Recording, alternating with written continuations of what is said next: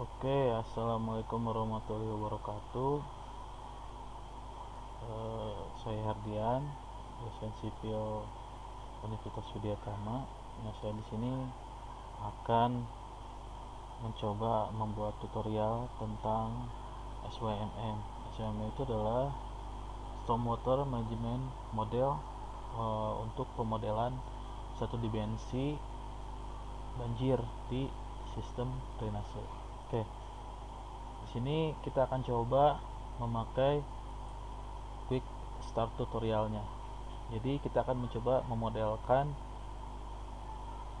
suatu daerah A1, A2 dan A3. Kemudian ada salurannya di sini adalah L01, L02 dan L03. Nanti hujannya adalah gauge 1. Nanti A1 akan mengalir ke N1, kemudian A2 akan mengalir ke N2 dan A3 akan mengalir ke N3, kemudian alirannya akan keluar di output 1. Oke, untuk mengikuti tutorial ini kita bisa baca di quick start tutorial langkah atau step by stepnya.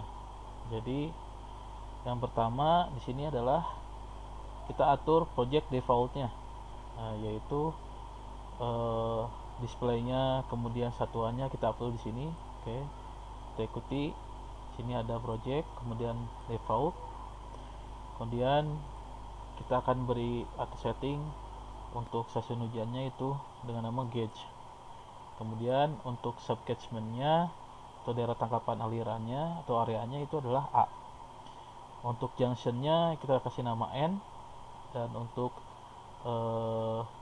conduitnya atau salurannya kita kasih nama L0. Kemudian untuk subcatchmentnya di tutorial ini,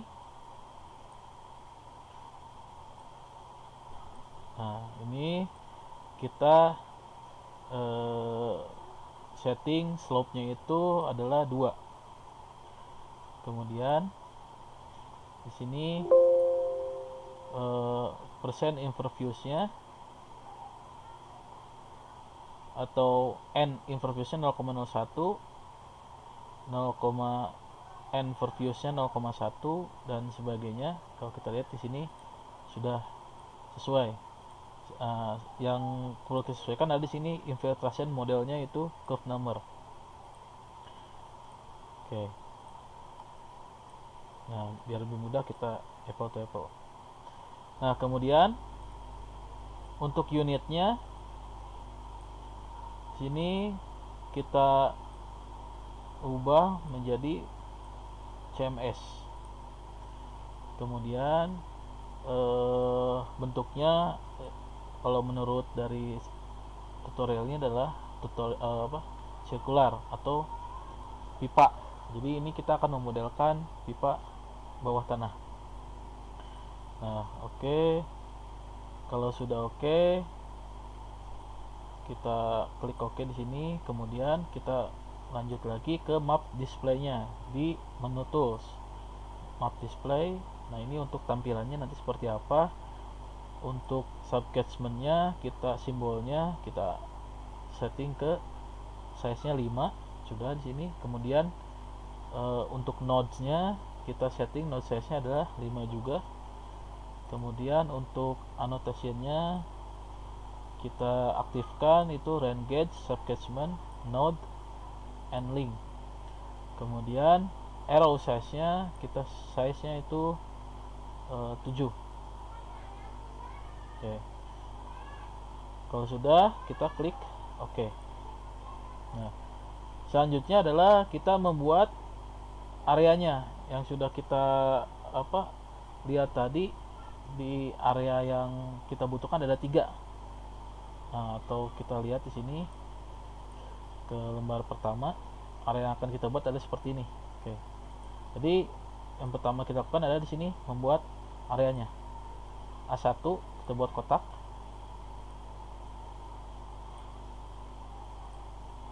Kalau sudah klik kanan, ini A1. Kemudian A2 kita buat seperti L terbalik.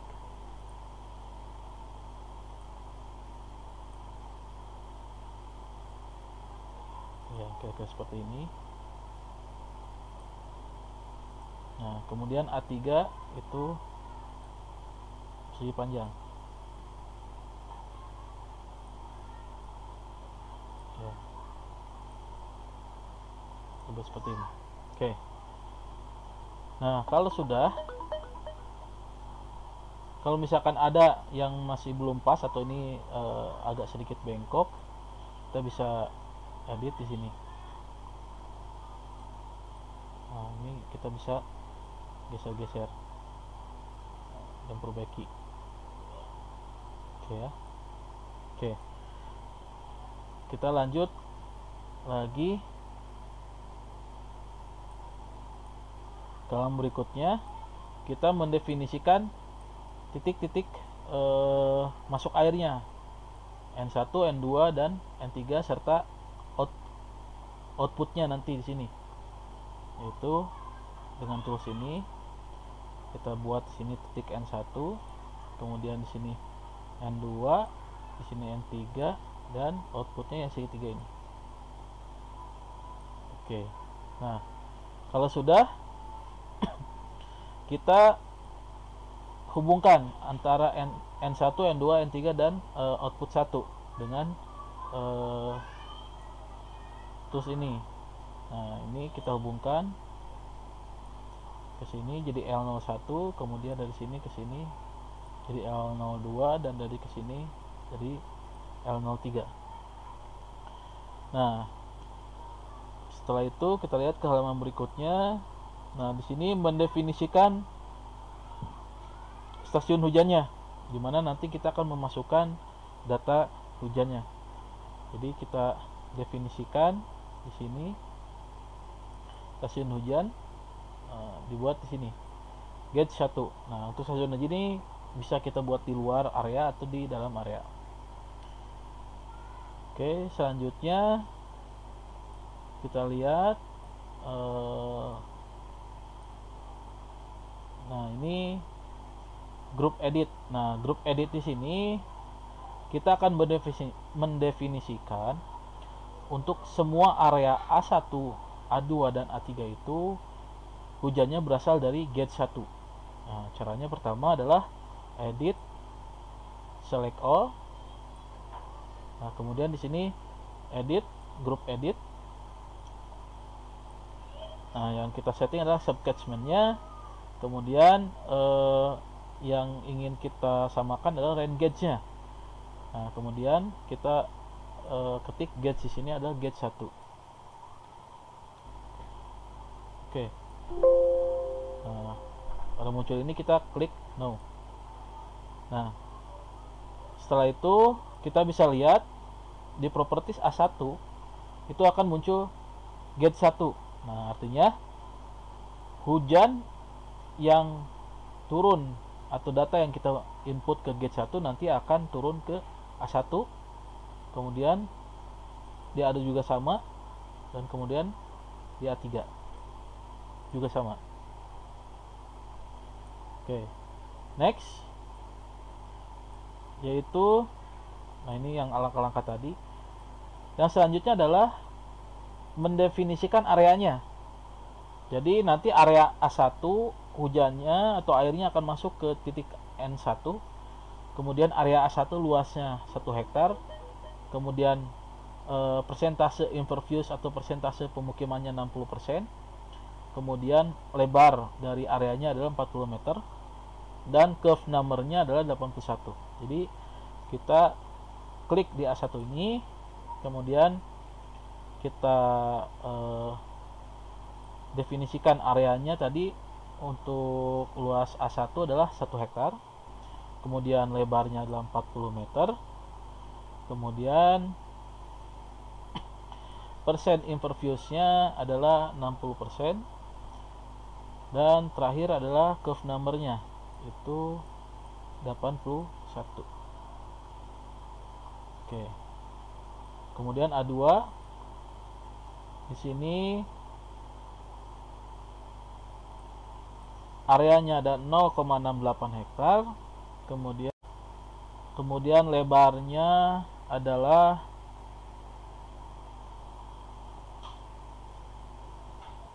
20 meter. Kemudian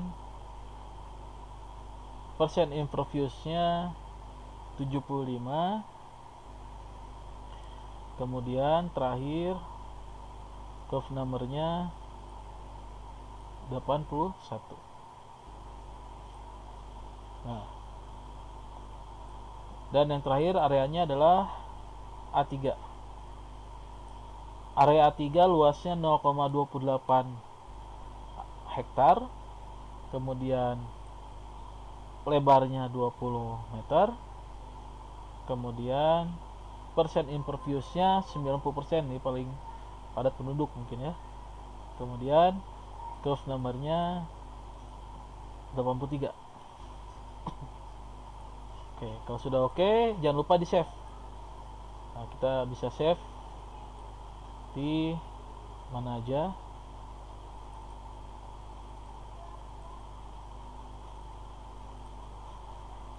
Oke, save. Kalau tidak di save nanti ambiar ya, kalau fatal error. Oke, kalau sudah kita definisikan areanya, kita akan mendefinisikan salurannya. Atau terlebih dulu kita definisikan A1 itu akan masuk ke mana. A1 akan masuk ke N1 airnya, kemudian A2 akan masuk ke N2, dan A3 akan masuk ke N3. Jadi kita klik dulu A1 di sini. Kemudian outlet dari A1 kita ketik di sini N1.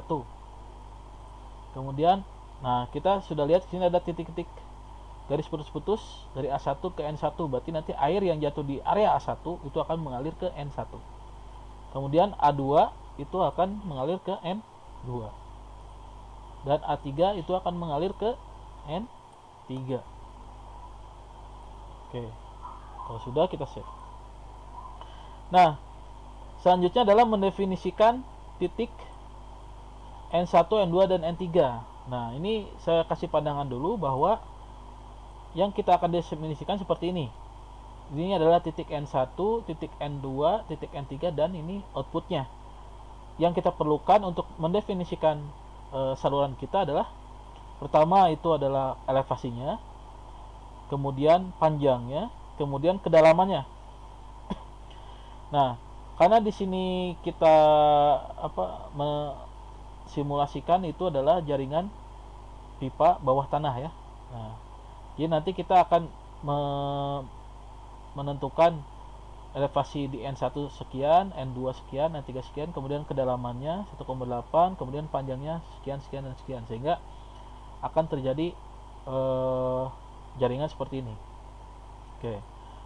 Di sini N1, kita klik N1, itu untuk elevasinya di 18,2. Kemudian kedalamannya 1,8. Kemudian kalau sudah, nah kalau sudah kita close. N2 di sini elevasinya ini 18, kemudian kedalaman 1,8. Nah sudah. Di N3 di sini elevasinya 17,159, kemudian kedalamannya 1,8.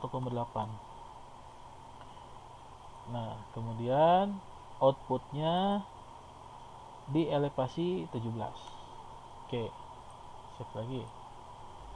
Nah, oke, kita selesai untuk titik-titik pertemuannya. Yang selanjutnya adalah mendefinisikan salurannya. Nah, kita klik di L01, L02, dan L03. Sini L01. Nah, yang kita definisikan pertama kali adalah bentuk salurannya. Di sini banyak ya, ada kotak, trapesium, segitiga, ada parabolik. Kemudian yang kita pakai adalah circular atau pipa. Nah, di sini kita oke. Nah, max depth-nya atau diameter pipanya itu adalah 0,2 untuk L01. Length-nya, panjangnya adalah 28,3. Kemudian manning-nya adalah 0,01. Oke, kalau sudah, close, kemudian ke L02. Di sini sudah sirkular bentuknya, max depth-nya 0,8, kemudian length-nya 20, inlet offset-nya 0,2, dan roughness-nya 0,1. Kemudian yang terakhir adalah L03. Di sini sudah sirkular, max depth-nya itu 1, kemudian panjangnya 20, dan roughness-nya 0,01. Oke. Nah, yang selanjutnya kita tadi sudah mendefinisikan areanya, kemudian salurannya, elevasi salurannya, panjang salurannya, kemudian area yang A1 akan masuk kemana, A2 kemana, dan A3 kemana. Nah, selanjutnya kita yang paling terpenting di pemodelan ini adalah mendefinisikan hujannya, karena kalau ada model tapi tidak ada hujan, ya bukan pemodelan banjir. Nah, di sini kita mendefinisikan formatnya dulu. Nah, untuk input hujan di sini berupa volume, kemudian waktunya per 15 menit. Nah, sini 15. Kemudian ininya datanya time series. Kalau sudah, kita close dulu. Nah, selanjutnya adalah memasukkan data time seriesnya. Bagaimana caranya? Itu kita ke curve ini, ke time series di sini, kemudian kita klik yang tanda plus hijau itu. Nah, kita kasih nama di sini rainfall. Kemudian deskripsinya rainfall data. Nah, kita lihat di lembar berikutnya. Di sini kita harus memasukkan hujannya. Jadi di menit 0 itu 0, kemudian di 15 menit kemudian 2,52, 30 menit 14,28, kemudian 0,45, 24,4 di 1 jam, 81,24 di 1 jam 15 menit, 66,16, kemudian 1,30 menit, 22,76, 1,45, itu 13,72, dan terakhir di 2 jam itu 9,8. Nah, kita oke. Nah, kita lihat dulu, kita view dulu. Nah, ini data hujan kita. Jadi puncak kita ada di 1 jam sebesar 80 kubik. Oke. Ini volumenya. Oke, kalau sudah. Nah, kalau sudah kita input data hujannya, kita masukkan ke dalam gauge di sini. Caranya itu kita klik di sini, kemudian kita masukkan series name-nya adalah rainfall. Kalau sudah, oke. Nah, ini kita sudah, modelnya kita sudah lengkap dari area, kemudian salurannya, kemudian hujan. Yang terakhir itu tinggal simulasi. Nah, di sini kalau misalkan nanti error, berarti harus ada yang kita perbaiki. Kemudian kita coba, kita simulasikan dengan tombol ini. Oke. Berarti ini sudah simulasinya sudah berhasil ya. Nah, kita lihat, kita perbesar. Nah, di sini kita bisa lihat hasilnya di map ini. Kemudian apa yang mau kita lihat di subcatchment-nya, misalkan runoff-nya atau limpasannya berapa nilainya. Di sini bisa lihat ada skala. Jadi semakin dia merah, semakin dia tinggi, cubic meter second. Sini meter second kubik, cubic meter second. Kemudian ini untuk node-nya, flooding-nya, nanti kalau merah berarti dia banjir. Kemudian link-nya itu di sini kapasitasnya. Nah, jadi semakin warnanya merah, kapasitas saluran itu semakin over, atau nanti ada over capacity ya. Nah, ini kita ada time per off day-nya. Jadi kita tadi kan hujannya per 15 menit. Jadi kita simulasinya juga sama per 15 menit selama 2 jam. Tadi kan inputnya seperti itu ya. Oke, kita lihat di 15 menit pertama seperti ini, biru semua aman. Yang kedua masih aman, 30 menit, 45 menit. Nah, ini mulai peningkatan ya. Surface run off-nya, flooding-nya udah mulai meningkat di A1 dan A2, A3. Nah, kemudian kita lihat di saluran L01 ini dia sudah merah. Artinya di sini sudah over capacity. Nanti kita lihat penampakannya seperti apa. Kemudian di 1 jam sudah mulai kuning.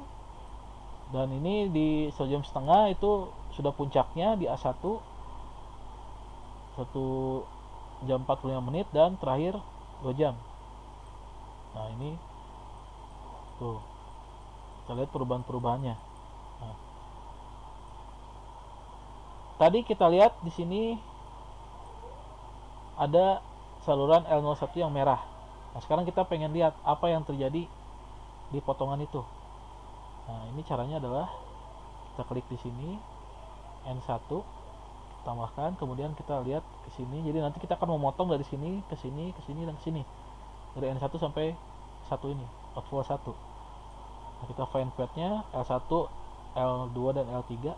Oke. Nah, ini itu kita sudah sudah bisa melihat potongan dari saluran yang tadi. Nah, kita geser ke kiri. Nah, kita lihat bagaimana perjalanannya. Nah, area di sini atau saluran ini dia kapasitasnya sangat kurang tadi karena hanya 20 cm, sehingga kalau air dengan air yang masuk ke A1 dan melalui N1 ini akan terjadi banjir. Jadi sangat berbahaya. Jadi apa solusinya? Itu nanti kita akan memperbesar si saluran ini, si saluran L01. Oke, kita coba perbesar.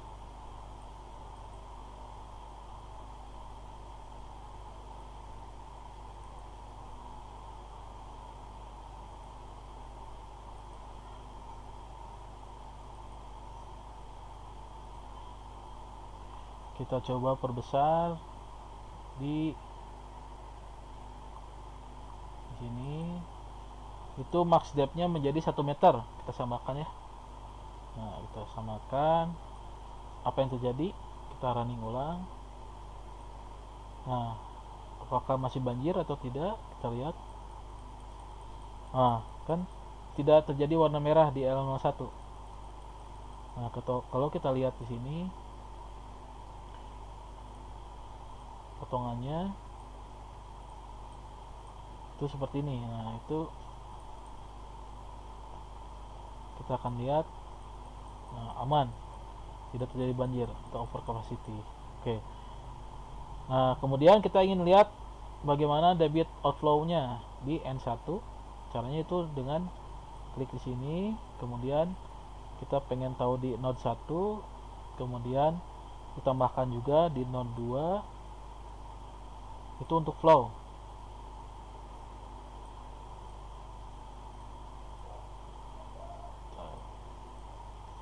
Satu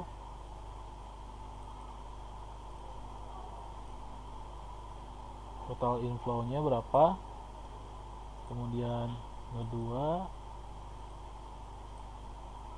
total inflow-nya berapa, dan yang terakhir N3, ini terakhir di outflow-nya. Nah, kita lihat. Nah, ini hilografnya. Jadi DN1 sekian 0,65 meter kubik per second, kemudian DN2 naik karena dia masuk dari A2 ditambah dengan dari saluran L01 masuk dia, sehingga meningkat di 1,1 meter kubik per second. Di L03 dan di outflow-nya itu hampir sama, yaitu sebesar 1,3 meter kubik per second. Oke. Mungkin sekian tutorial dari saya untuk SWMM ini. Semoga ini bisa membantu untuk pemodelan banjir di kasus-kasus yang lain. Sekian dari saya. Wassalamualaikum warahmatullahi wabarakatuh.